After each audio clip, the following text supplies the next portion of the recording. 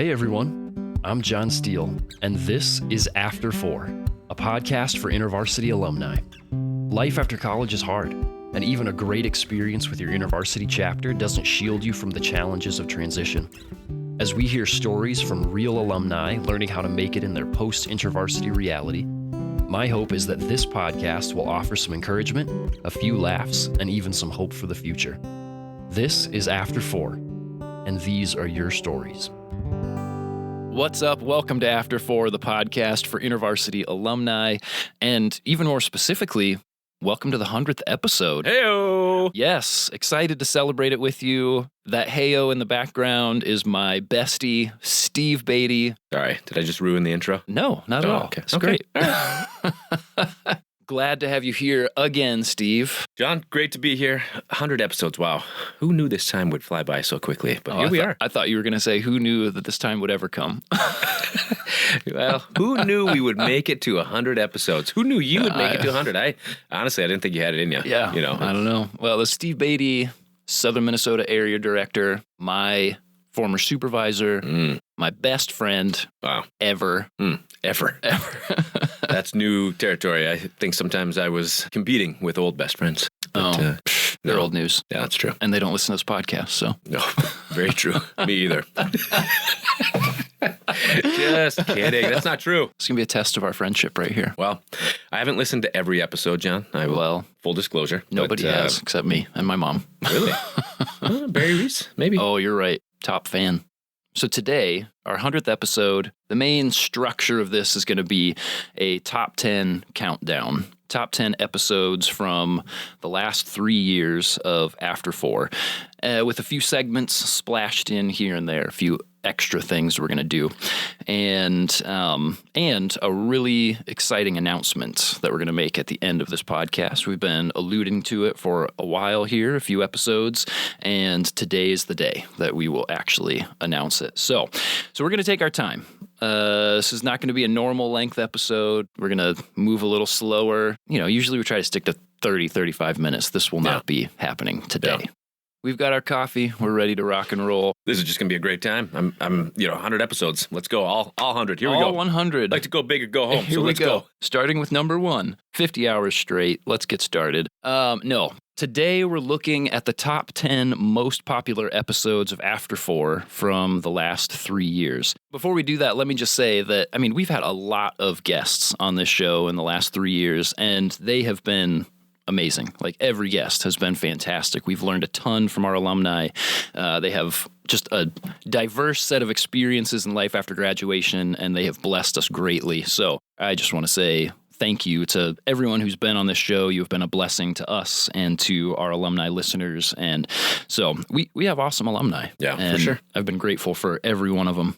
All right, let's get this party started. Okay. Number 10. The list starts right where the podcast started. Wow. December of 2020, we dropped 4 pilot episodes of alumni interviews, and we just wanted to see, could this be something that people might enjoy listening to? Stories of life after graduation, living in this post-graduation world from other alumni. I'm really excited that this episode in particular made it on the list. Through sheer force of will, combined with the power of time, and featuring a fantastic guest. It was right at the beginning. We had no following. I had no idea what I was doing. You'll listen to this episode and you'll hear wow, John didn't know how to edit. He didn't know how to interview. We're going to start off this countdown with a few memorable moments from our very first episode, my conversation with Eunice from the University of Minnesota Duluth. Go Dogs. Here's Eunice. Welcome, everybody. It is finally happening. Many of you have been asking for it. Some of you didn't even know you wanted it. It's a podcast for InterVarsity alumni about InterVarsity alumni. I'm your host, John Steele, and this is the After 4 podcast. Eunice, welcome to the podcast. It's exciting to have you here. Thank you so much. Exciting to be here as well. Okay, so I'm going to use my powers of perception here and assume by a lot of the laughing that you've done as you've shared these things that your expectations, not that they turned out bad, but that things did not go the way that you anticipated. And you would be right. Okay. You would be right in that. I wanted to be an OBGYN. Okay. College kicked my butt just a little bit, but it wasn't too bad. Yeah. I thought, you know what, hey, we can still do this. However, I got this huge stack of MCAT study book. And man, if you have seen those things, 4 years of college is one thing, but studying for the MCATs is just out of this world for me. I could barely remember what I had learned in Bio 1. And when I look at the stack of books, I thought maybe I'm not that passionate about it. Oh, that's funny. And I thought, I don't know. I might just like to watch YouTube videos of babies and kind of call it a day. Eunice, I know that our time is short. I have several more questions that I really want to ask you, but one in particular, if you could go back and tell young, about to graduate Eunice something, what would you have wanted to know? I have kind of a saying that I always tell myself, at least, and I wish that I knew this before graduating, that will allow me to give a little bit more grace. Yeah. And that would be, there's always something that you don't know. Now, if I told myself that, then I would be a lot more flexible to changes and maybe not beat myself up so much, because there's so much I've learned and I've come to understand within that time frame that God has exposed people into my life, exposed situation, has taught me different things. And so with that, it leaves room to have. Oh boy, that was. I mean, it's fun to go back and listen to something at the very beginning, and to have, I mean, a great piece of advice there at the end. There's always something you don't know. You know, that we would have recorded that conversation right around 3 years ago. This time it's 2020 in the late fall, moving into winter, and that seems like advice that was worthwhile for that time. There's always something you don't know. Still very applicable today, 3 years later. It seems like a lifetime ago. I mean, if you think about it being COVID, the pandemic, that's strange to almost think about going back to that. And it is kind of funny because, you know, college, you sort of, it's this sort of momentous conclusion, right, of your academic studies, and you feel like you should know maybe more than you do. You know, like you're fully prepared and ready to enter this workforce. Maybe is at least what we think we should know, you know, coming out. But then in reality, there's just all this change happening and a lot of unknowns, which, you know, is natural. And you must have grace with yourself. Yes. Grace with yourself, grace with the people around you who also don't know stuff. Right. Yeah. It's a lot of people who don't know stuff that are trying to figure out stuff together. Exactly. Stuff and things. Stuff and things. Exactly. Steve, let's take a pause here. I'd like to make a request that's beyond the typical subscribe, review, share requests that we make on here. Today, the day that this episode is dropping, is Giving Tuesday. So maybe you're listening on Giving Tuesday, maybe you're listening sometime way after, but in a season that can be really focused on consuming, I'm wondering if you all would consider giving a gift. If this podcast has blessed you in some way, maybe you've heard a story that encouraged you or gave you hope for life after graduation, if it blessed someone you know, maybe you shared it with a friend or a loved one who was struggling and needed to hear a particular episode. If you've been a guest, I mean, you've gotten to engage directly with the work that we're doing here, or if you just really believe in this work, if you understand that life after graduation is challenging, that it's extremely important for young alumni to be encouraged to keep following Jesus, to be blessed with real life practical skills, and to be reminded that they aren't alone in this huge transition. If any of those things resonate with you, I'm wondering if you would consider giving a gift to the podcast. What a phenomenal opportunity to keep this thing going. Yes, these gifts help ensure that more and more young alumni have an easily accessible companion and guide for this huge season of transition after graduation. So if that's something that you're excited about, would love to invite you to give a gift here on Giving Tuesday or end of the calendar year as you're listening to this episode to continue blessing alumni in this way. There's a link to the giving site for this podcast in the show notes. Unlock your phone, jump in the show notes, take a look at that, set up a gift, and we are really grateful for your partnership. Let's keep going here because we're going to hit a few of these and then we'll pause and change topics for a few minutes, but let's keep going to number 9 here. Steve, what comes to your mind when I say the word hospitality? Food. Oh, okay. Nice. Say more. Why food? It's good to eat. Everybody likes to eat, and food is good. And food really welcomes people in. It's used in Scripture multiple times, so that's holy. Absolutely. I think of warmth. I think of food. I think of togetherness. Being a Northern Minnesotan, I think I often even think of like that iconic, who's the famous painter dude who, not Rockwell, the light guy, Thomas Kincaid. Oh, yeah. The painter of light, Thomas Kincaid. I think of like wintry sort of settings in Northern Minnesota where, like you see you're from the outside, you're outside the house looking in, and you see this warmth of light and fireplace and turkeys on the table and food and people gathered around and, that kind of stuff. I think of those sorts of things, And if there are any Arts InterVarsity alumni listening to this and they hear you say Thomas Kincaid, they're going to be like, this guy knows his art. I do. I really do.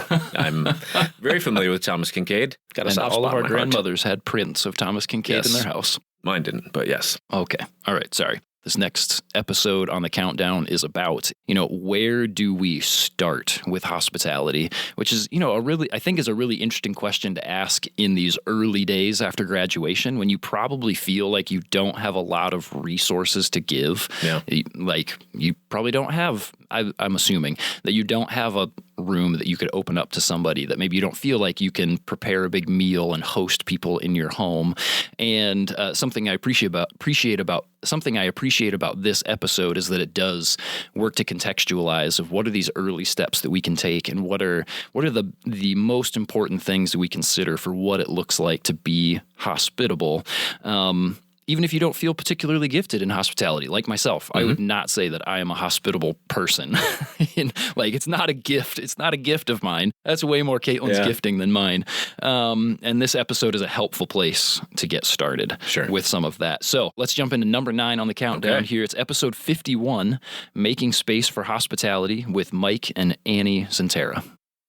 How would you recommend alumni go about developing the practice of hospitality, especially new alumni who are developing their own post-college rhythms, or alumni like me who just don't consider hospitality one of their strengths? What are some things that you would offer up to them for developing those rhythms well?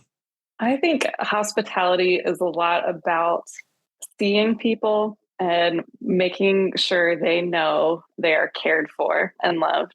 So, like I said, my hospitality often comes out in the form of food or inviting people over to our home. But if you're not a good cook, that's okay. You can still be hospitable. Just doing small things like inviting a friend out to eat at their favorite restaurant, not even saying, where do you want to go to eat? But I know you like this place. Let's go to lunch together.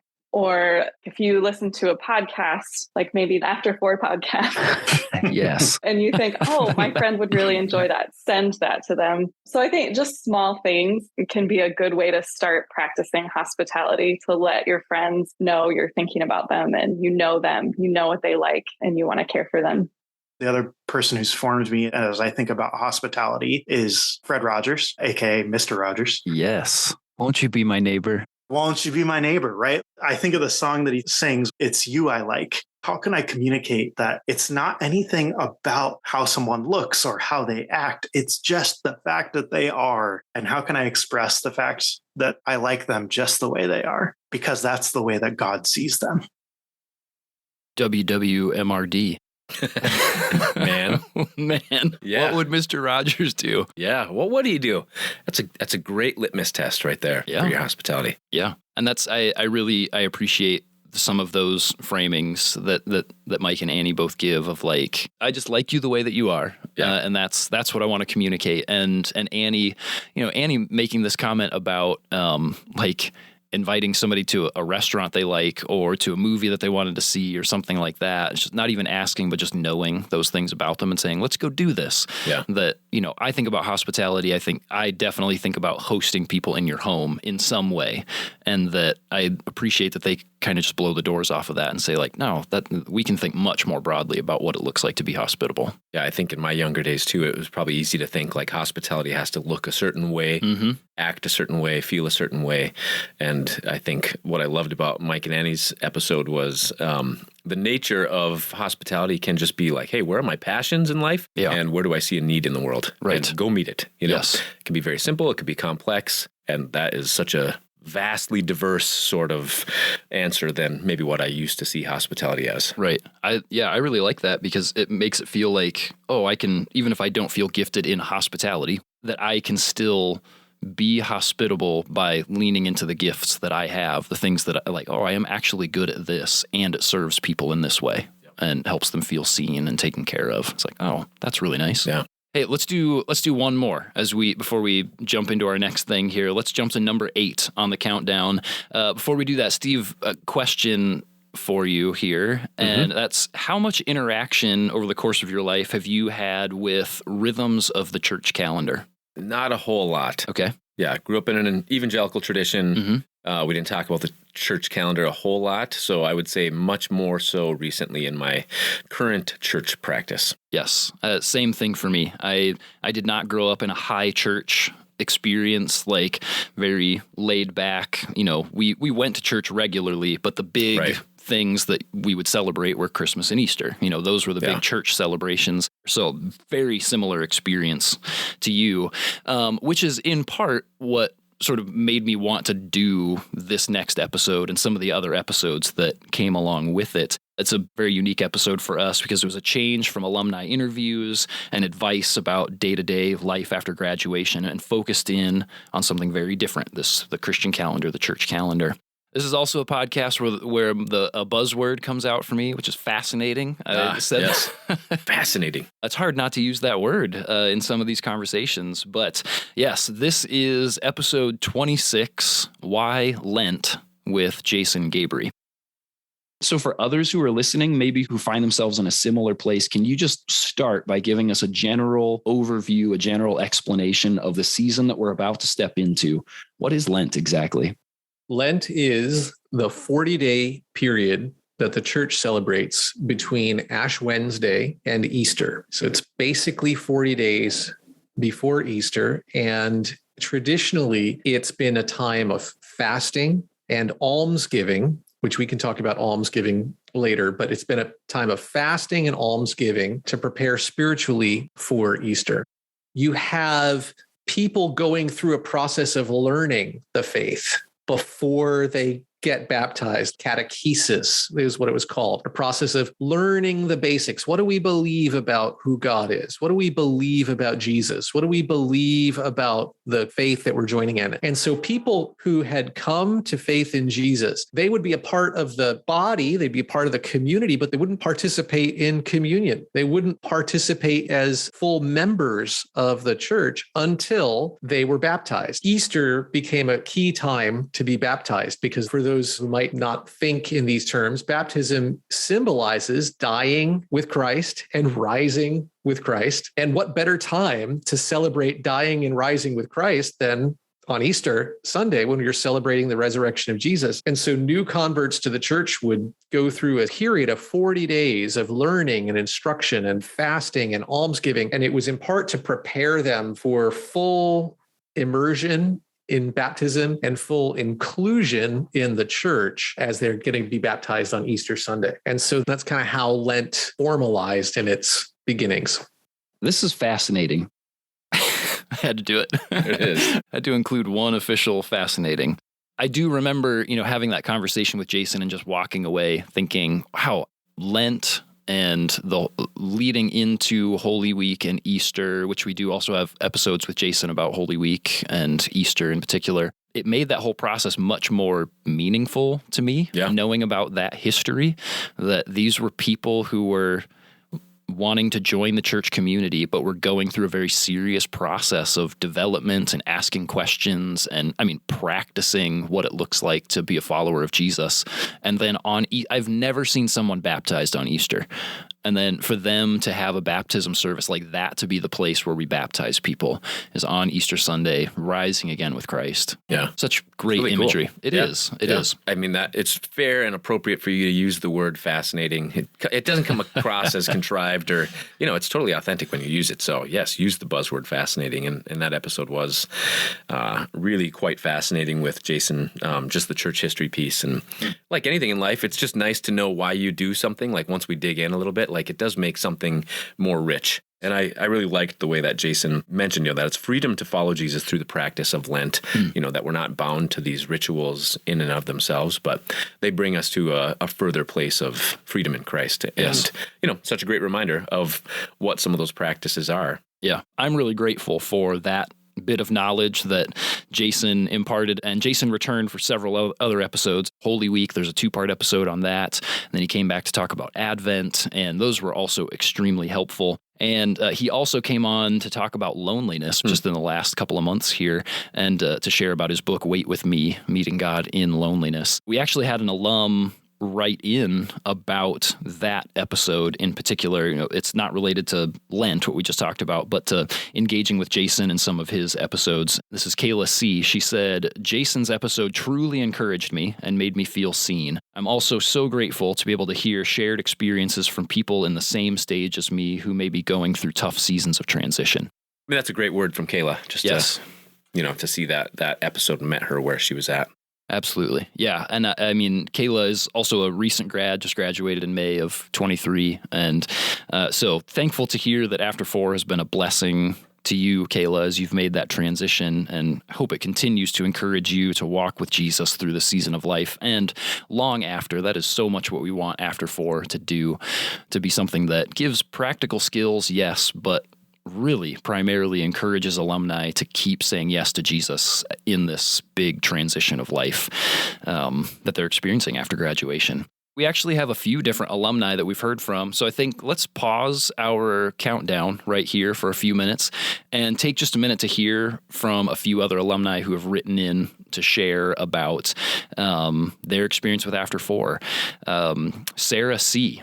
She says, when I heard about the podcast, it felt like a dream, like God answered my prayer. To realize there was a podcast in existence talking about the hardships and the highs and the lows. Honestly, I cried listening to the podcast. It's authentic. Yeah. I mean, that's pretty crazy. Like somebody who just felt like, oh, there are other people who are experiencing this that I can lament with, I can celebrate with, and I know that I'm not alone in this. Mm-hmm. Another alum, Ted H. Ted says, this is a great podcast with amazing content for current students as well as recent grads. Definitely recommend. Good to hear from you, Ted.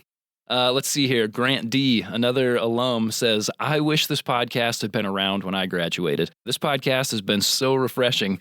As an InterVarsity alum, I can relate to all the stories shared. I would highly recommend this podcast to other alumni and students who are about to graduate and enter the real world. Oh, thank you, Grant. One last one that we have here. It's fun to see not just recent grads who have written in, but even an InterVarsity staff who listens and wrote in and said, After 4 feels like we have this fantastic gift to give to alumni to resource them as they leave college and years down the road as they continue applying their Ivy experiences in new contexts. What students experience in Ivy is often quite different from what churches offer, and After 4 helps bridge that gap. I've sent specific episodes to alumni and encouraged other staff to do the same. It's a super simple way that we can continue shepherding and caring for alumni. I've been longing for this resource for years and am so grateful we have After 4 to offer our alumni. The work that InterVarsity does, right? There's already so much that's sort of intangible feeling. Mm-hmm. And I suppose when you're in a ministry, it can be challenging to know what's happening with the work, right? What are the tangibles that are going on? Yes. And, as a producer of, After 4 and making this content, you don't necessarily know like where it's landing, how it's hitting. And so it is encouraging to hear that this is meeting some real world needs as people find their way with God and out there beyond college. Yes. Yeah. And, obviously we do this work because we love it. We believe in it. We don't do it for praise or encouragement necessarily, but it is always really nice when people say like, hey, this is how this is landing for me. Yeah. I'm just going to say it again. If you would like to help support this kind of impact, then please consider giving a gift to After 4 today. You get to support more alumni like Kayla, Sarah, Ted, Grant, Laura, as they make these incredibly important transitions to life after graduation. And thank you so much for partnering with us in that. All right. Well, shall we jump back into more of the countdown Let's here? hear more stories. All right, yeah. let's do it. All right, number 7 on the countdown here. Last year, we did a number of Urbana-specific episodes. It was Urbana 22. We got to have some amazing times with alumni at Urbana, studying the Bible, hanging out, hearing stories from them. Super fun.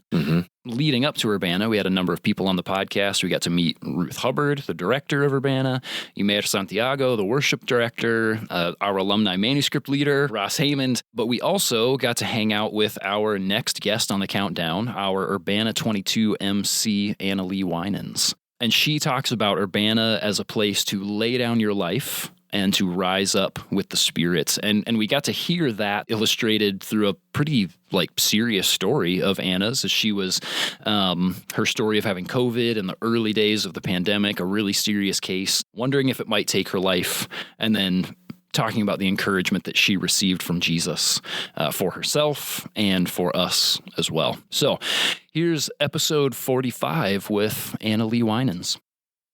At the end of the day, it is an invitation to come and lay down your life, and the freedom that you find in that, and then the clarity of the calling, then one next yes, the one next step of discipleship that happens. It happens, and it's really profound. I highly recommend for us who are in times of discernment, Urbana is a tremendous conference to see and hear of God's global work and then our place in it, even, yes, locally. In my own life, I had contracted COVID here in New York City when it was alpha variant. It was the first time. It was so scary. My neighborhood was the ground zero of it in Elmhurst, Queens. Refrigerator trucks full of dead bodies at the hospitals. And there I was 2 weeks with this crazy high fever, my lungs unable to breathe. It was very frightening. My children on the other side of the door of my quarantined bedroom asking for me. It was very frightening. And I remember asking, Jesus, help me. I don't know how to pray. And am I going to die like everyone around me? And the Holy Spirit gave me Psalm 31. It was March 2020 in a season of Lent. And Psalm 31, if you're familiar, verse 5 is the famous, into thy hands I commit my spirit, the last words of Jesus. And me saying, oh my goodness, are you telling me I'm going to die? Are you giving me a scripture to pray, Lord? And I hear the Lord say, Anna, quit it. Just pray. Okay. So I pray. And, I get to be one of the ones who live. And it's been my conviction that from that moment where God is saying, trust me. It was not just to me. It is to an entire generation of Christians, of those who would dare follow Jesus in a time when the church does not have the best witness, when it is not known for the good news of great joy, but other things. That it's specifically in this season that the Holy Spirit desires to rise up and for us to join the Spirit in that work. To trust him that he will resurrect from all this death. He is the only one who can resurrect from such death. And to see it in the global context at Urbana will be such an amazing gift that I'm so excited to MC that for Urbana, to shepherd people into that experience. I know that Anna's talking about Urbana in particular there, but this feels like a great encouragement for anyone that's entering life after graduation at any point. What does it look like to lay down your life in this new season? What does it look like to trust Jesus completely, even when the outlook might be bleak in that situation that you find yourself in, and to join the Holy Spirit in the work of resurrection, both for us and for other people? And just what a powerful story too. It's one of those ones that you kind of listen to and you're like, I just don't even know what that is like, right. That COVID story. And Anna Lee is one of those people that when she speaks, I tend to listen to almost every word because she seems so thoughtful and methodical with each and every word that she says that I kind of just hang there on each word and I want to listen. It was a lot of fun to just be under her leadership in that way at the Urbana conference as well. So. And we actually had one last alumni note here that I wanted to read. An alumna reached out on our Instagram and had this to say about Anna's episode. I'm messaging because I just listened to this episode and wanted to express my gratitude for your work with these podcasts. This episode reminded me to go back to the last thing God spoke at Urbana. This podcast has been received very well and is encouraging me in my own walk of faith this very morning. So thank you. It's great to have been able to facilitate that for this alumna to get to hear that. But so, I think that thanks really goes back to Anna, though, for sure, of being a faithful witness, being a faithful leader and shepherd. That the things she said before Urbana were things that she held up at Urbana, and that even, months afterward, she was still speaking things that were faithful to what God had been leading her to. It is a great reminder that you can come back to be reminded of what God has done or what He's said, and, even through the podcast. So, yes. Yeah, great to be reminded of that. Absolutely. Well, let's do one more here and cap off the first half of our countdown. Okay. Jump into number 6. Our next episode is one that I really identified with on a personal level. Steve, do you have a moment that you can look back on in life and say, wow, I am really far from home?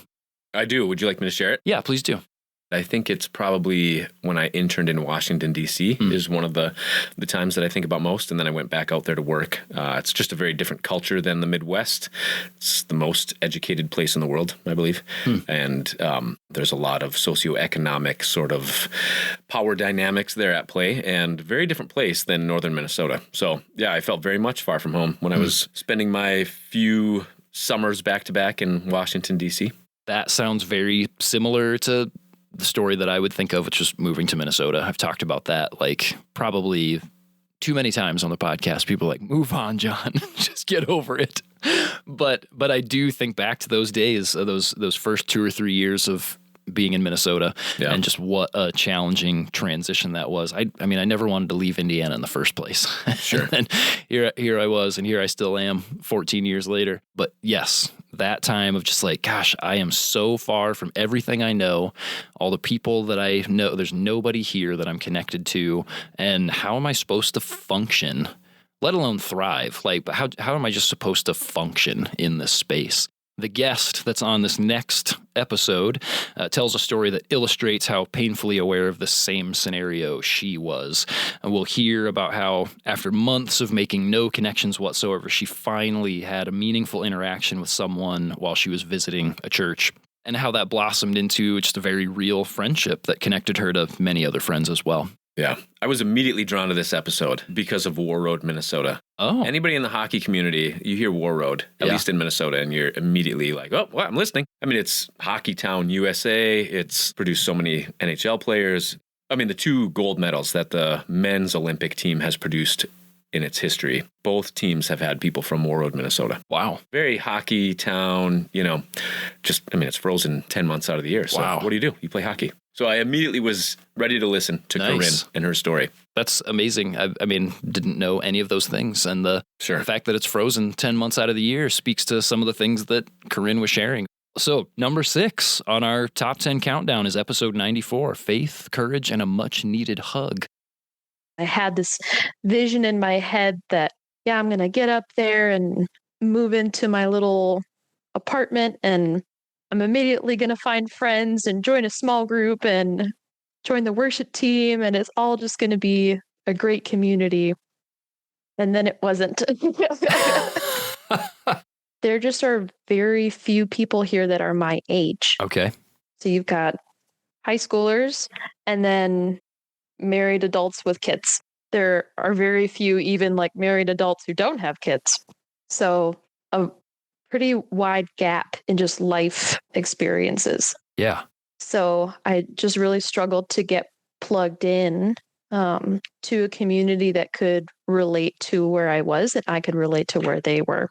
So I went and sat next to one of those ladies during service. At the end, I got to have a heart-to-heart conversation with her. And I remember she gave me a hug, and it brought me to tears because that was the first time I'd gotten a hug in 4 weeks. Yeah. Wow. It's so different when you leave, and then you really have to be intentional and persistent. What is it required of you to keep going? Honestly, like faith in God's provision and courage. There's probably still stuff that you have yet to see come to fruition. There's things you're still waiting on God to provide. Would you say that it's been worth it, being courageous and faithful in this way? Oh yeah, 100%. Faith and courage. I don't think it actually ended up in the episode, but the word that came to mind as Corinne and I were talking was the word grit.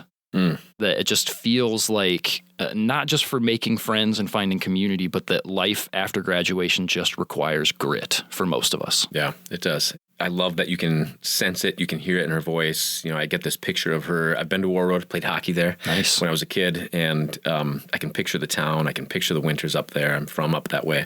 And I can just kind of picture the isolation as she talks as well. And it feels real time, like it's happening. She's letting us in on sort of, this is my window. This is what I'm looking at all the time.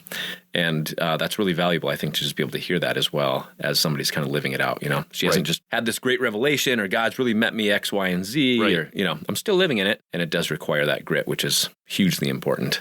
Yeah, I very much appreciate that about her episode as well, is that, you know, she's finally experiencing some of that movement in the direction that she's wanted, but it's only been very recently, and that she's still sorting out, like, what does it look like for me to actually build meaningful community here? That, not every story that we share here has a nice ribbon tied on it. It's just like, nope, I'm still in the grind right now, and I'm seeing God's goodness, but I'm also kind of waiting. All right, we've made it halfway through our countdown, but let's take a pause here for let's play a game together. Yeah, what do you say? I love games. Yeah, all right, let's do it. I know you do. So I'm hoping this will be interesting and not a total flop. So we're gonna play a game, and it's called Thanks AI. Is that a good thanks or a bad thanks? Like, it's more of like it's a meh. Yeah, Okay. like not actually thanks. So here's how it works. We live in a world where artificial intelligence is growing. It can do a lot of stuff. And so, you know, I just asked the question, could AI take over my job? Could it do what I do? Wow. Okay. I mean, the reality is probably yes. The answer is yes. So maybe this is more, how close are we to AI taking over my job? So I asked ChatGPT to give titles and descriptions for 3 of our episodes from this year. Okay.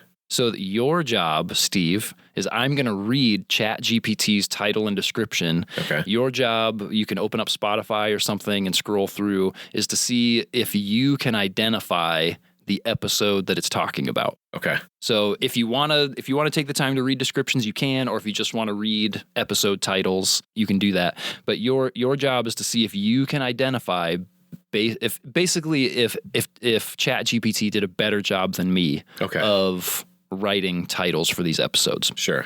There are a couple times that it actually used like the guest's name in the title or the description. So I just put blank. So when I say blank, it's because that would have been a dead giveaway for which one it was. So, all right. Are you ready? I think I'm ready. We're doing 3 of these. Number 1, Lonely in Jurassic Park, The Mom's Guide to Spiritual Depth. Description: strap in for a roaring good time as blank trades in dorm floor adventures for parenting escapades, proving that loneliness is a shared experience, even in a neighborhood turned Jurassic. Are these all in the top 10? Or are these just like no in the top? These all are just from this year. Okay. So, can you read it again? Yes. I was like thinking so hard about trying to get it right that I didn't really listen very well. Okay, I'll read it one more time for you. Lonely in Jurassic Park, The Mom's Guide to Spiritual Depth. Description: strap in for a roaring good time as blank trades in dorm floor adventures for parenting escapades, proving that loneliness is a shared experience, even in a neighborhood turned Jurassic. I don't even know how to respond. I mean, it's like, I'm just thinking about Jurassic Park, the movie, so much. And really, there's like one comment made in this episode, and it really dialed went after it. It really dialed into that. I guess I just don't understand AI enough. ChatGPT has bested me. I have no idea. Okay. I don't know what's going on. This is episode 81. Where's my proxy station? Finding your footing with evangelism. Okay. Clearly, it found all of the most important points from that episode to create a title and description. Yeah, I would not have paired that with Jurassic anything. But no. Okay. All right. Are you ready for another one here? Yeah, I'll give it a shot. Okay. The title is Fear of Failing at Netflix Binging, Blank's Guide to Navigating Couch Confusion. And here's the description. Discover Blank's ingenious strategies for overcoming the ultimate challenge, deciding what to watch next without breaking a sweat. Okay. Wow. It's definitely hammering on like, all right, Jurassic Park. Okay, Netflix. Yeah, it's obsessed with TV. Yeah, it seemed. I mean, it's like it's got me for a moment. Like I remember something, and then I just sort of latch onto this idea of like Netflix. I'm like, what? What are you talking about, ChatGPT? Yes. What are you talking about, ChatGPT? I was thinking of the gap year episode, like navigating failure. Like there was that piece. Oh yeah, that said something in there.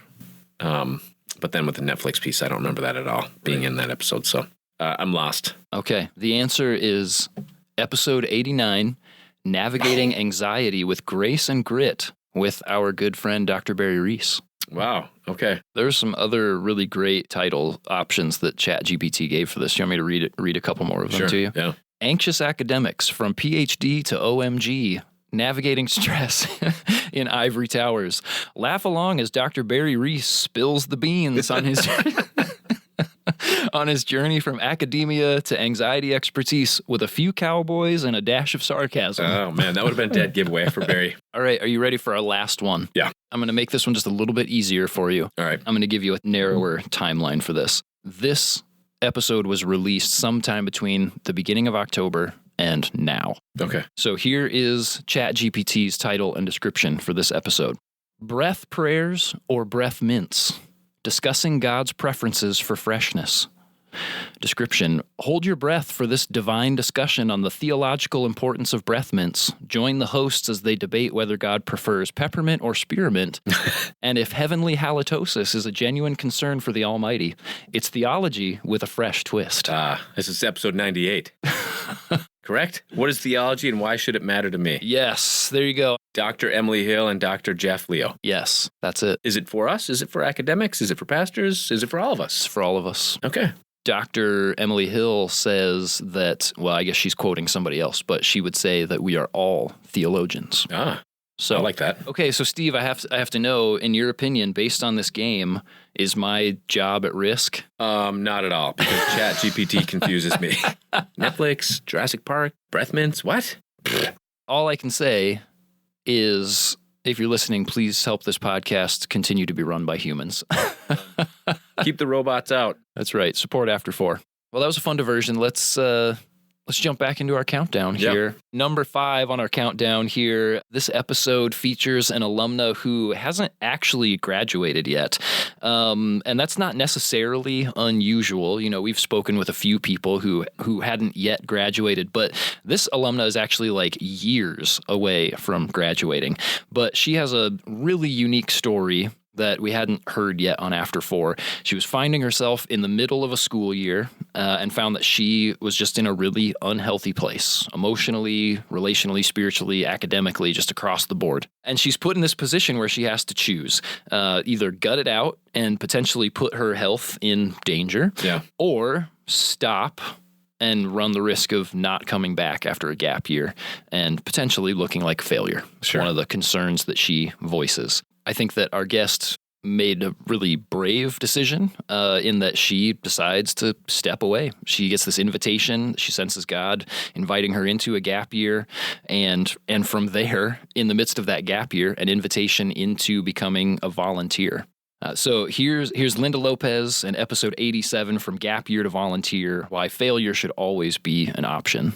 So I needed to take a break, and I decided it was hard. It was hard because, you know, nobody wants to feel like a failure. Like, that's what I felt when I was thinking about it. I was like, oh, well, if I take the break, everyone's going to be looking at me, judging me for not finishing and, you know, not succeed at this. And 80% of the people just kept telling me, you're not going to come back. Like, a lot of students don't come back after they take a break from school. So I started praying and asking God if that was the next move, the next step in my life. And after lots of prayer, I decided that that was the right thing to do. And now that I'm here a year later, God has been so faithful. During this time, that I've been trying to see what the Lord has for me, I just knew I had to join as a volunteer because that's what I was called for. And so I, with no hesitation, I said, I want to join. I want to help in any way that I can. I was like, I'm already here. I'm helping with the Bible studies, worship, or translating sometimes. And so I was like, I want to be able to say, yes, I'm a volunteer. And that way I can help maybe more. So I decided to apply for the position as a volunteer, and I'm here. I mean, who does that, Steve? Who steps into a gap year and volunteers with InterVarsity? I don't know. And who plants chapters, too? I mean, she was like starting to plant chapters as well, as a student, as a volunteer. Like, that's a pretty wild story. So, yeah. Who does that? Obviously, Linda does. I don't know if many other people. That's probably a pretty good resume right there. You're in a small company of folks who have actually done something like that. Well done, Linda. Yeah. Absolutely. Linda's a champion. She's setting an example. I mean, I think, and even just setting an example of like, no matter what situation you find yourself in, even if you would label it as failure from what you were shooting for, God has places that he's ready to work in you and through you in that space. And I think that that's pretty exciting to get to hear that kind of news from somebody like Linda. Let's keep going here. Now, I said at the beginning of this whole thing that every single guest has been amazing and a huge honor to have on the show. I mean, I am not well known. We are not a famous podcast. So it takes a certain level of trust to jump into something like this. Some random guy sends you an email and says, hey, would you be super vulnerable? Yeah. Tell your story. Let me edit it and put it on these platforms that literally anyone in the world could listen to. Is that okay with you? Yeah. So of course. It's kind of a big ask. So every single alum who has said yes has been an absolute blessing and a gift. Yeah, for sure. But this episode features an alum who I absolutely could not believe said yes. I've felt out of my league in basically every interview that I've done on this podcast, but this one felt like I was really punching above my weight. It didn't come across that way on the airwaves. Like you sounded like you were shaking in your boots or anything. Well, what'd you wear? Did you wear that sweatshirt? We could go back to the Zoom video and check it out. I probably wore something a bit nicer than this just in case. Tie? Yeah, no, not quite that. Not quite that. So enjoy as the president of InterVarsity gives a commission to all alumni in episode 41, A Visit from the President. What comes to mind is Luke chapter 10, when Jesus sends the disciples out 2 by 2 and sends them to towns all over the place, places that he's going to be visiting, places that he's present in already. And he says a couple things that are key. You may remember this, and I'd encourage us to look at Luke 10. Go, I'm sending you out like lambs among wolves. So that's not exactly encouraging, I think. It's challenging. But it's a reality. Jesus knows what it's like to be out in the real world, so to speak, that we will feel like lambs among wolves. And that's what he's sending us out to. He knows that. He knows that. And then he says, when he sends them out, he says, don't take a purse or a bag or sandals. Don't greet anyone on the road. You know, he's basically saying, when you're out there like lambs among wolves, all by yourself, depend on the Lord. You don't need a purse or a bag or sandals. Just depend on Jesus. Just depend on the Lord. Our dependency is on him, no matter what stage of life we're at. Even when we're out of college, that same dependency is on the Lord. And then he focuses our purpose. This is the last thing I'll say. He gives them 2 commands: heal the sick and proclaim the kingdom of God. Heal the sick and proclaim the kingdom of God. That's our simple job as we graduate from college, as we're an older alumni or younger alumni, and it's always been true for generations and will be the rest of our lives. Heal the sick and proclaim the kingdom of God, caring about the overall healing of the people around us, physical healing, but also a spiritual healing. President Tom Lynn, everybody. Yeah, sending you out amongst wolves. Encouraging. Yes. I like the little laugh that you both had there, but you know, what an encouragement to be able to hear from the leader of the movement of, you know, hey, we want to continue to bless you, alumni, and make sure that you are flourishing in your faith as you follow Jesus out there. I'm almost 98.7% sure that Tom is the first homegrown, so to speak, InterVarsity president. Okay. That has sort of risen through the ranks. You know, I believe every other president before him was sort of sought after or hired from outside the organization. Interesting. So it's really encouraging to me, like just to be led by someone like Tom, but to hear his story of like how he's sort of been kind of at every level along the way and sort of, and how he's been in this president position, now leading the movement. Just from like a human standpoint, I really wish I could have worked with him at HP. I mean, just some of the stories he had of like making his cubicle like a raffle center or giving out donuts or, you know, his noontime prayer group, like you kind of felt for him like, oh, he feels like he's doing this alone, like he's going at it alone. And that's a great thing for an alumni to sort of test out on their own and figure out. But at the same time, like, it just seems like it would have been fun to hang out with Tom and be his buddy and be in the cubicle next to him or something and just coming up with these office hijinks or things that you could do for fun and just creating a good environment and trying to lead people to Christ. But also just like, we're trying to create good culture here at HP. Like, I wish I could have done that with Tom. I mean, that would have been a ton of fun. Obviously, we didn't hear them in the clip right there, but in that full episode, those were moments that I looked at and I'm like, gosh, the things that we learned as students with InterVarsity, like through NSO, that can feel like these very contextualized one-off kind of moments of like, oh, yeah, like these games that we play with people on the quad to get them, you know, we get to know them, they get comfortable, we invite them to come to the next thing. And like, okay, that's a campus ministry thing. To hear Tom talk about that kind of stuff, I'm like, wow, those are skills that he took from NSO and used in his adult career after graduation. And I just thought that was really encouraging of like the skills that we're imparting to students can be contextualized to this next phase of life. Yeah. And so important for, I think, to hear someone like Tom, the president of the movement, to say things like, find ways to continue living out the convictions that you had in college, even though the environment changes after college. Keep living out those things that you found important in your spiritual faith, your development, and your disciplines. Yeah. You know, that's great to hear from the president. Yes, absolutely. So much wisdom from Tom Lynn. Go back, listen to that episode. You know, as with all of these episodes, you can find a link directly to it in the show notes. But if you haven't listened to that full episode, listen. You will be greatly encouraged. Thank you again, Tom, for joining us for that episode. All right, Steve, here we go. We're about to crack into our top 3 on this list. First, wait, though. Hold on. Okay. 100th episode, big deal. Yeah. I like to go big. I brought a big old cake. All right? Oh, my gosh. Italian. Whoops. Sorry. Might have just spilled some frosting there. We'll eat the other half. This is an Italian cream cake that I brought in honor of your 100th episode. We got to tear into this bad boy as we listen so that we can enjoy some cake. Sorry, I don't have any candles, but we can listen to the top 3 and eat cake at the same time. Well, thanks a lot, Steve. That's a really awesome surprise. Happy to contribute some food. Well, it's nice to know that one of the two of us is good at celebrating. Yes, it is. I'm not known for my excitement or celebrations, so... It's okay, I have enough for both of us. That's right. As Man, you know. This looks amazing. This is a decadent cake right here. Thing of celebrations. Everybody, don't worry. We're not going to force you to listen to us chew. Thank you again, Steve. Sure thing, John. While we continue to enjoy our cake here, let's jump into our top 3. Let's do it. So there's a couple of awards that I'd like to hand out for this episode right here, and for the guest. Our guest, Betsy, in this episode, she definitely gets the Smiliest Guest Award. I don't know if you could hear it coming across. My word, she like just genuine smiles the whole time. Yeah. Exactly who you would think works at Disney and loves working at Disney. Yep. She wasn't just putting on a show. No. She seems super warm. Yeah.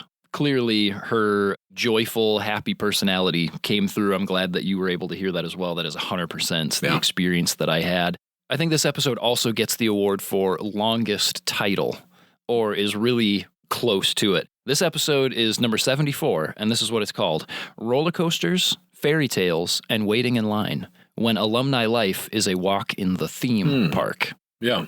It kind of sounds like one of them that ChatGPT actually would have come up with in our game from before. Yeah, I could see that. I'm going to enjoy another bite of cake while we listen to Betsy's episode here. Excellent. I'll join you. And enjoy as Betsy shares what it's like to live out her faith as a Disney employee. In fact, John, the church I go to, our main demographic and focus is Walt Disney World employees. Oh, that's so cool. It has been life-changing. For me, InterVarsity was such a great stepping stone to encourage me to continue to pursue my walk with the Lord as I graduated and to find a true church home. As I came down here, was trying to find a church home, I one day saw on social media just this invitation for cast members to come visit this church. As I arrived, it wasn't Disney focused. We don't sing Disney songs. Sometimes some of the illustrations that our teaching pastors would use were because they're also seasonal or part-time employees at Disney. So they get the work we're going through. They get the crazy hours. Some of our ministry events are just handing out thank you notes in the theme parks and in the resorts to help cast members know that they're seen as real people. It has been amazing to see that Disney almost is like a reverse mission trip because the world comes here. So it's neat to be in a place to get to be a gospel presence and gospel voice, not only to my coworkers, but any guests that happen to be here just for a short amount of time. That's really interesting. I mean, we're talking contextualized ministry here, things that people can so closely identify with because it's the world that they live in. Disney cast member focused ministry, so contextualized and meaningful. That is super cool. We like to think of it as uncommon love. It's not just our friends bringing characters to life. It's the person handing you your French fries. It's the person asking you to not cross the street because fireworks are about to go off and they've probably been yelled at all day. So you might be the first person to look them in the eye and say, thanks for keeping me safe. And so it's even just moments like that that can lead to maybe a moment of gospel truth being light and salt. So one of the things that stands out to me as I listen to Betsy talk about her church and the kind of ministry that they do, you know, we talked with Tom Lynn that it seemed like he really used a lot of the NSO skills and things like that in his job at HP. And it feels to me like Betsy is a walking example of what contextualized ministry looks like in life after graduation. That here she is at this church that is very much focused on, we are reaching out to Disney employees, to people that work and eat and breathe Disney all the time. And it just felt like one of those, like, here you go. Somebody that's done Greek ministry or BCM, whatever that focused ministry might be that you were a part of, there is a way to take those skills and to use them after you graduate. Yeah. I think her experience too. I don't know that I've heard any other guest list off as many groups, like get involved in this or in this or in this, like just the things that she had off the top of her head, it seemed, for people to consider getting involved in. Like, I think I even heard her say architectural group, you know, like as an example. Yeah. She just seemed like she was full of practical ideas of like, here are a dozen different groups that you could get involved in and start to find community, you know, beyond college. All right, Steve, we've nearly reached the top of our countdown here. Two left to talk about. Almost there. So second on our list is Nolan Groninger. He's a Greek Ivy alum from Purdue University. Yeah. Just graduated this past spring. This episode was sort of an experiment, or was part 2 of an experiment that we wanted to, you know, we do a lot of conversations with alumni who are several years post-graduation. And so you're kind of pulling on their memories of what were your expectations and then what actually happened. And so they have just a different kind of perspective on those things. Nolan, we talked to him right before graduation saying, like, what are you expecting as you move into this with no real experience to then compare it to? And we said, so let's have that conversation in real time. And then a few months later, let's follow up and have the what actually happened conversation as its own episode. So this is that follow-up conversation with Nolan where he's going to share what he's been learning about interacting with God as he comes up against confusion and difficulty in particular. And, you know, if you listen to Nolan's whole episode, there's a lot of stuff that's gone really well for him. But there's also been some places that he's been put that he feels kind of in over his head. It was interesting to get to walk through some of that with him as he was processing that experience in real time. I love the idea of getting a student who's about to graduate and then follow up with them and just see all that's happened. I mean, it's a really interesting way to look at sort of freshness of becoming an alumni. Yes, absolutely. So here is episode 93, but what actually happened 5 months post-graduation with Nolan Groninger.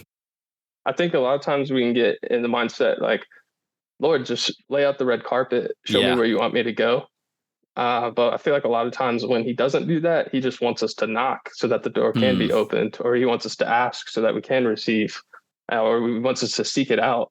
And so I've tried to take that approach that if the Lord's not giving me a straightforward answer, then I need to just put in work and effort and energy, do my part so that he can open up opportunities. And so I have felt like as I am putting in hard work and dedicating my time to what he has given me, I feel like he's blessed it and been able to see how he's actually moving when it doesn't seem clear at first. And so there's a lot of days when I was thinking, okay, I'm not qualified to be in this job. I'm not deserving to be in this job. I don't even know what I'm doing here. I have a lot of easier paths. I kind of had to just hold on to the promises that God has given me throughout my life and in this season specifically. And I think that's kind of what has carried me through some of the challenging times, is knowing that the Lord will deliver me out of it. So it's been really fun just to learn how to, I guess not fun, but it's been a growth period to learn how to depend on the Lord each and every day. So as I listen to Nolan share those things, Steve, the term that comes to my mind that I think maybe sums up some of what he's talking about here would be like imposter syndrome. These feelings of not being qualified, not deserving, not being skilled for a particular task at hand. And I mean, I think that that's a very common thing for us to experience after we graduate. Yeah, I think it was kind of interesting to think about the way Nolan went about his process and how grounded he seemed to be in it. And, Betsy, number 3 on our top 10 list, how she had a kind of just a really winsome sort of word about like, your first job out of college probably won't be your last. You're not going to break it, sort of a thing. And here Nolan is kind of living into that and figuring it out, but living into the apprehension and some of the anxiety, trying to figure out a new career and a place that he really isn't, skilled or trained in, and what that looks like moving forward. I think number 3 and number 2, they kind of fit really nicely together. I do really love his comments about holding on to God's promises in that clip that we just listened to, that we don't necessarily hear it here, but Nolan talks multiple times in this conversation about places where God has confirmed his calling or confirmed next steps for him. Yeah. And yet he still has these moments of wrestling and feeling inadequate, which is, I mean, that's kind of encouraging to me, of like, I can feel confident in my calling and still have moments where I'm just floundering and like, oh, what am I doing here? Sure. And so rather than quitting or leaning into like really negative self-talk or something like, man, I just stink at this and I'm never going to figure this out and whatever, that instead Nolan leans into God's promises, the things that he's told him in the past, and those are the things that have kind of carried him through uncertain times in this season of life. Yeah. Great conversations with Nolan this year. It was a lot of fun, and it's always great to get to talk to somebody else from your hometown. Yeah. Especially when like in that first conversation that we had, I did not know that he was from Warsaw. Yeah. So that was a huge surprise. Like when you talked about with Corinne and hearing War Road, and you're like, oh, okay, I'm there. I'm with you. Yeah. And, to get to have that moment with Nolan was really cool. Steve, we've nearly conquered this top 10 list here, and we're going to jump into our number 1 episode in just a second. Before we do that, I'm going to divert us one last time because we have this announcement that we've been talking about for a while here, and before we jump in, I would love to be able to just actually tell people what it is that we have coming up in the very near future. Let me just paint a picture here a little bit. 3 years ago, After 4 was all about alumni stories. That's what we set out to do, is to tell alumni stories. And really over the last year or two, it's transitioned more to talking about skills for that first year after college. And we're going to keep leaning into that direction with After 4. Like we'll always have stories that are being told and things like that. But we're really going to lean into skills and things that we can impart to alumni as they make that initial step of transition and help them work through that process. But we don't want to miss out on alumni stories because they are really fantastic. So in January of 2024, we're going to be launching a brand new podcast. Hey, let's go. Super excited. This podcast will be called InterVarsity World Changers, and we are going to be telling alumni stories. We live in a time where, let's be honest, good news can be kind of hard to come by, but God is very much at work. He is building his kingdom, and he's inviting us to be a part of it. So starting in January, InterVarsity World Changers is going to highlight and celebrate stories of God's world-changing work through alumni like you, listeners out there. And our hope is that it encourages people and reminds them that God is indeed still at work in amazing ways, and that it helps each of us take a closer look at our own context and ask the question, how is God at work here around me, and how can I be a part of that with him? That by hearing stories of other alumni who are partnering with God, like, wow, I'm an alum just like them. So how is God working and moving around me, and how can I be a part of that with him?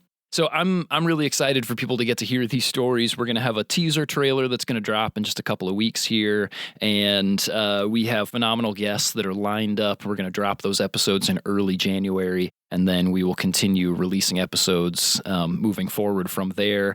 And it won't happen right away, but we're actually planning on starting to launch a video podcast along with this as well. So you'll actually be able to start tuning in and watching these interviews on YouTube in the near future.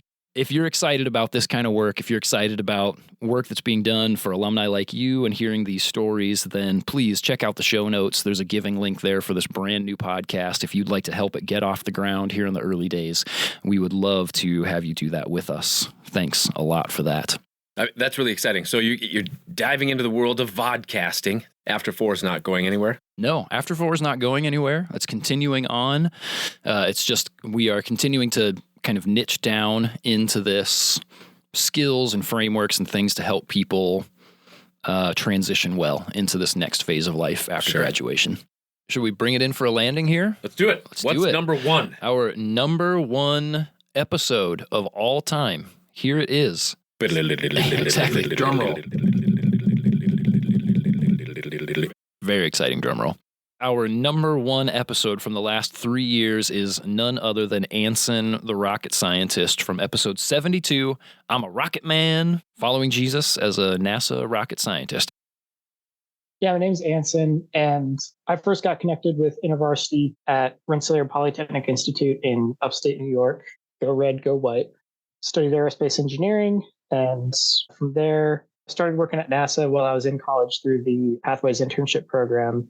And I was able to then come on to work full-time for NASA when I graduated. Okay, so aerospace engineering and you work for NASA. So is it safe to say that you were like literally a rocket scientist? Yeah, you could say that. That's amazing. I mean, because again, little old me, who NASA is just, Apollo 13 level. That's what comes to my mind when I think about NASA. You're actually like in the thick of it. What's that experience been like for you for 10 years working with NASA? It's been pretty wild. Like anything, it's got its ups and downs. Some days it's just sort of feeling like a normal job.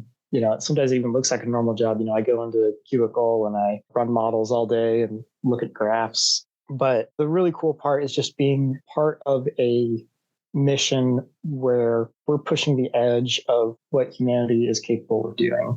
We're looking for new ways to send humans into space. We're looking for how can we answer some of the bigger pressing questions of science. So I'm going to ask a question that maybe feels like I'm pitting the two against each other, and that's not my intention. You have pulled hard on the lever of science for a long time.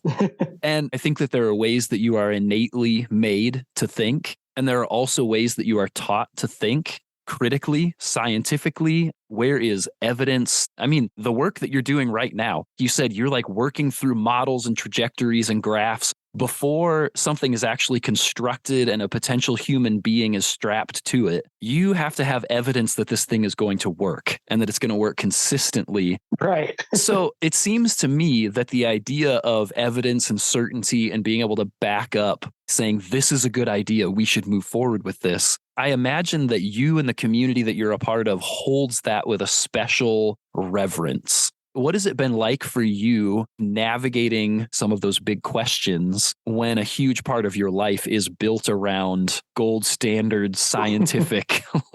What is that like for you? I think there's definitely points where there can be some tension, but then there's also points where science as a way of thinking is one of the many tools I have in my toolbox. When it comes to designing a rocket and a propulsion system and everything, we absolutely need to use that tool and back things up with test results, with data, make sure our models are anchored well in reality, have good peer review processes.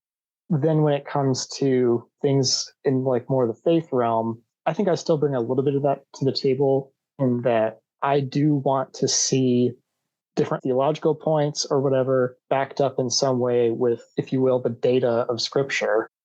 I think that's one way I like to think about it, but then also kind of realizing that there are also moments where God's calling us to take steps in faith where we don't know everything and we have to be able to trust his guidance. The big difference is that we can absolutely, fully, and completely trust God. And that kind of trust isn't always something that you can find when you start looking at the world of numbers and hard data, because there's always uncertainty. Your sensors are only so precise. Even the best design, you've still got different uncertainties that are built in. And that's part of the science, is accounting for all of those uncertainties. I think they both kind of inform each other in the sense that there definitely is that desire to have things backed up in some way. But the big difference is when it comes to questions of faith, we've got God who, we can put all our trust in him, and it's always going to turn out in the way that he intends it. Anson, the rocket scientist. Okay, excellent. That was helpful to hear from a rocket scientist, I think, just some of that head and the heart piece of getting to know who God is on a heart level as well. Sort of have to have this encounter with God. Can't just have all this knowledge about him. And probably helpful as well that, somebody who does a lot of heavy thinking, like somebody who studies and does sort of the thinking that Anson probably does, say that the Bible doesn't have to speak into every single thing. Doesn't have to answer every single question. How do I build a rocket that works in space, for example? Well, Scripture doesn't tell me. Right. Yeah, I appreciated his the posture that he had around Scripture. I mean, clearly very deeply rooted in Scripture and the promises about Jesus, who he is, like that's what he falls back on, of saying the data and the numbers only goes so far, but we believe that Jesus is who he says he is, and that's our firm foundation. And at the same time, not asking the Bible to, as you said, to speak into things that it was never made to speak into. Yeah. That just felt like a really healthy position to take on Scripture. Yeah, for sure. And somebody as smart as Anson is, to hear that from somebody like him, I'm like, oh, yeah, okay. Yeah. That feels like an encouraging affirmation there. That was a great episode, though, Anson, the rocket scientist. Well, we've done it, Steve. Here we are. 100 episodes. 100 as soon episodes. as this one's finished, I guess. Yes, that's it. 99 down. This one's 100. Yeah, and people are just waiting. Will you please wrap this up so we can say? Please be done. I hope you haven't lost a bunch of listeners. Oh, man. If so, I'm sorry. I take blame for that. No, this has been great. We've got 100 episodes in the bag. We've counted down the top 10. We've announced a new podcast. We've had some good laughs. Whether or not they end up on the air, who knows? But you and I have had some good laughs doing this together. Steve, thanks a lot for joining me today. Yeah, John, thanks for having me. Always fun. Absolutely. Also want to say thanks one more time to anybody who's ever been a guest on the show in the last 3 years. So thankful for you saying yes to the invitation to being on here with me. Thanks to anybody who wrote in or left a comment so that we could share that on this episode. And a very special thank you to all of you alumni listeners out there. It is a huge honor to get to be a part of this post-graduation journey with you. Thanks for bringing us along. Everybody, we are back in January with some brand new episodes. I'm super excited about some of the topics that we're bringing your way as we really continue to lean into this idea of providing expert advice for navigating that first year after graduation. In the meantime, while we prep for the new podcast, prep for the new year of After 4, and take a little Christmas vacation, we will have some bonus episodes coming your way, as we oftentimes do in the interim. Those will start dropping next week. Enjoy those. And once again, if you've been blessed by the work that we're doing here, please check out those giving links in the show notes and support After 4 InterVarsity World Changers. Thanks for tuning in, and I will see you in 2024, alumni. This one's for you, alumni. Hey, thanks so much for joining us today, alumni. If there was anything that you learned, really enjoyed, or that encouraged you from today's episode, would you send us a DM or tag us in a story? We'd love to hear about it. You can find us at After4Pod on Instagram and Facebook. And if you haven't already, take just a second to unlock your phone and subscribe to the podcast. If your platform lets you, leave us a rating and a review. And if you like what we're doing here, share us with your InterVarsity or other post-graduation friends. Thanks again for listening, and I will see you in the after, alumni.